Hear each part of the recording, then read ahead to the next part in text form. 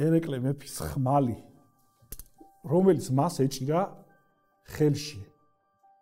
და ასპინძის ბრძოლა ერეკლე მოიგო აი ამ ხმლით.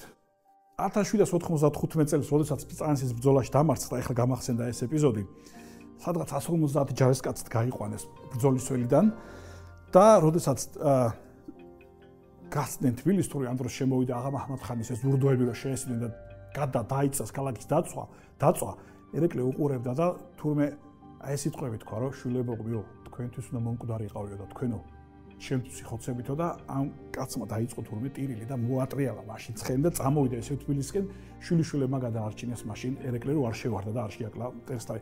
აი ესეთი ადამიანი იყო, ერის მამა იყო და ერის მამად გრძნობდა თავს ერეკლე. მაგრამ არ გაუტეხია სხვათა შორის ბრძანის ერეკლე. 1795 წლის მერე მან განჯაში ილაშქრა კიდე როდესაც აღა მაჰმად-ხანი წავიდა საქართველოდან და ისევ განჯა დაიბრუნა. ანუ მეომარი ადამიანი იყო.